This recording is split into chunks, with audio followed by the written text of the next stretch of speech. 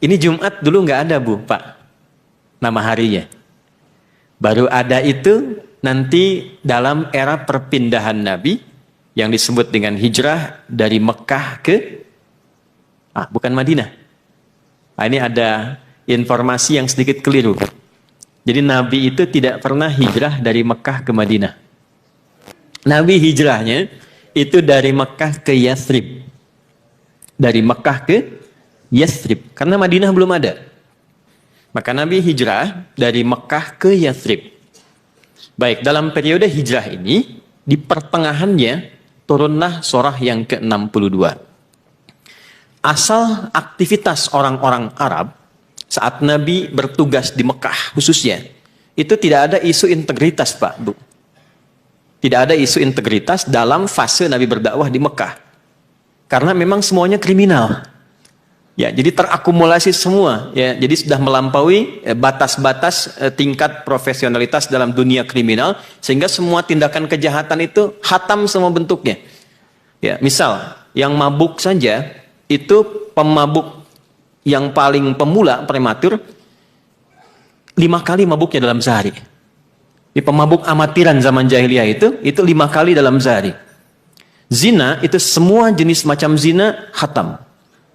Jadi semua jenis macam tindakan kriminalitas itu terjadi di dalamnya. Itu fase Mekah.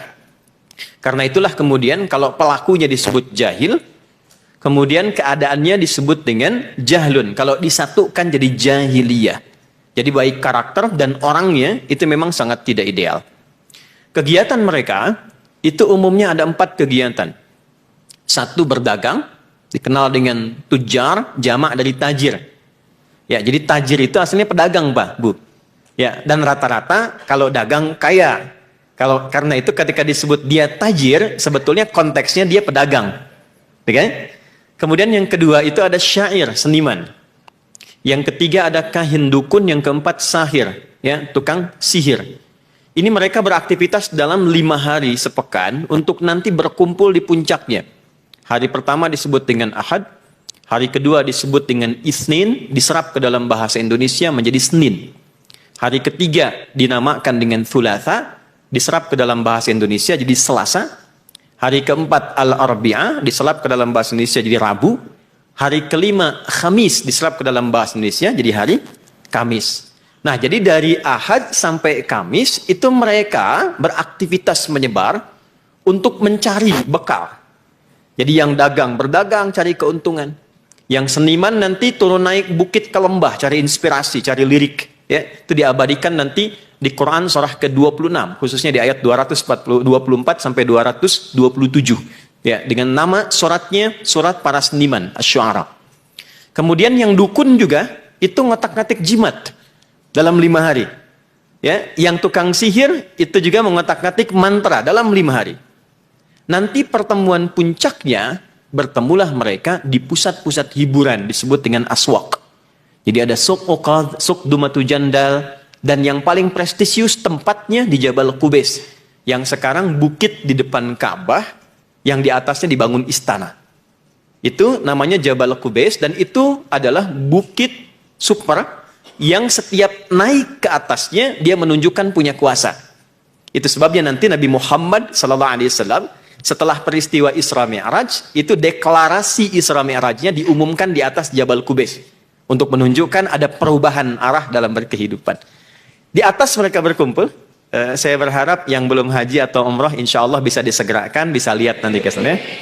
Nah, itu tidak cukup dengan amin, nabung. Siapkan. Jadi, mereka kumpul di atas, Pak. Hari ke-6, Bu, itu diberi nama dengan, saya sedikit jedakan supaya mudah dipahami artikulasinya. Diberi nama dengan nama Yaumul Arubah. Yaumul Arubah, hari kebanggaan, hari berpesta, hari menunjukkan identitas sebagai orang Arab yang sukses. Yaumul Arubah. Maka di situ akan dihitung.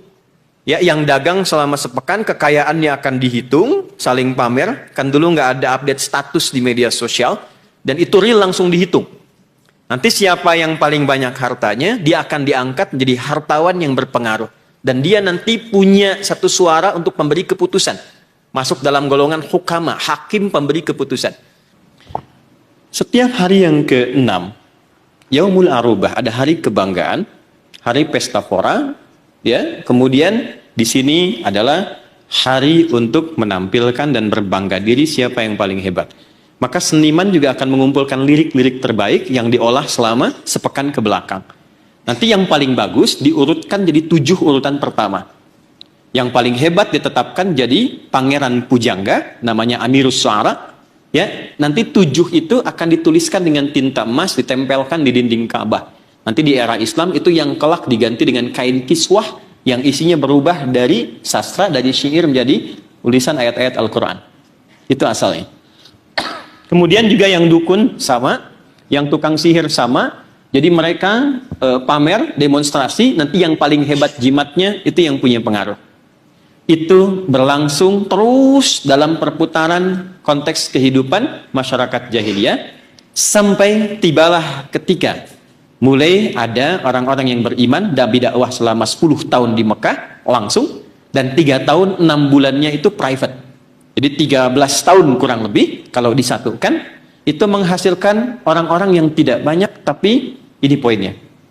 Tapi mereka punya integritas dan punya prioritas aktivitas yang terukur. Walaupun hanya 40 orang. Dan akan dilacak dalam sejarah 40 ini, kalau satu kaki mereka berpijak dimanapun, itu bisa merubah keadaan tempatnya, mensibgoh tempatnya, bukan hanya menjadi muslim dan damai, tapi bisa memajukan dan membangun peradaban di setiap tempat yang dia pijak. Nanti saya cerita belakangan.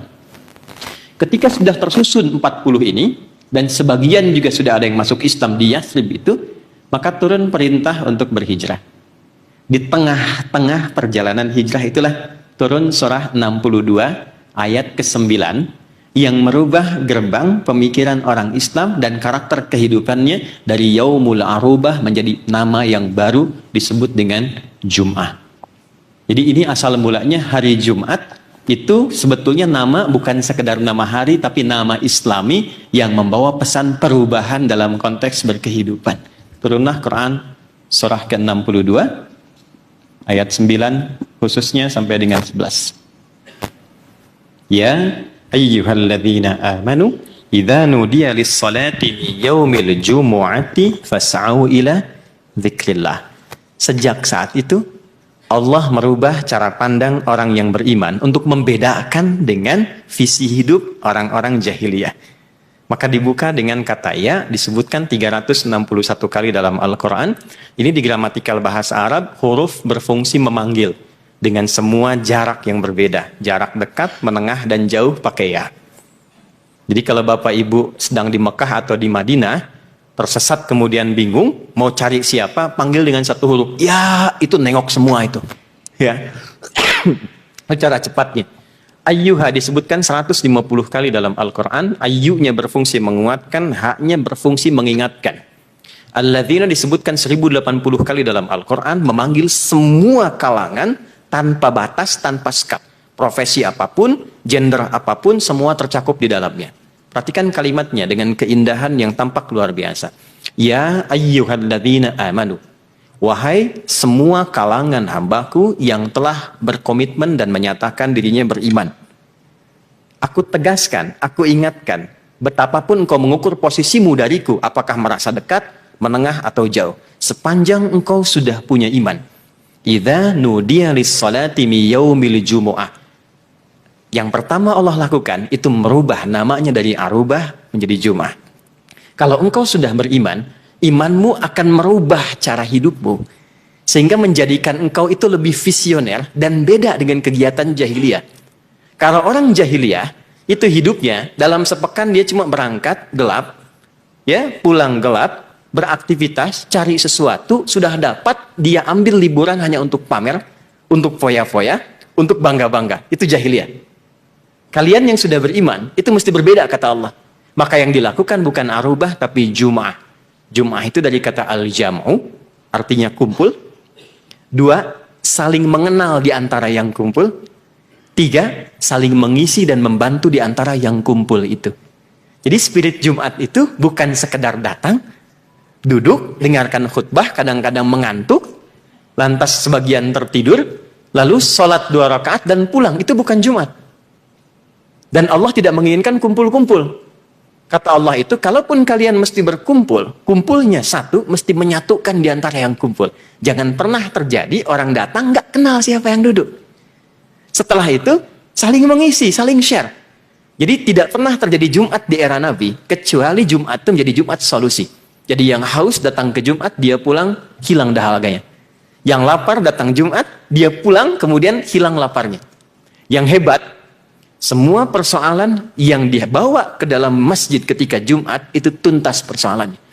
Jadi kalau hari ini kita buka seminar kita, tausiah kita, pengajian kita di hari Jumat, maka ini menjadi sebuah gerbang perubahan yang hebat, yang menandakan bahwa Bapak dan Ibu para hakim itu bukan sekedar datang untuk duduk, untuk kumpul. Kalau seperti itu, jahiliyah sudah duluan. Tapi di sini kita harapkan punya database yang saling mengikat dan menyatukan. Kenal siapa yang duduk di sampingnya. Sehingga nanti ke depan bisa saling mengisi untuk memudahkan tugas-tugas yang dibawa dalam berkehidupan.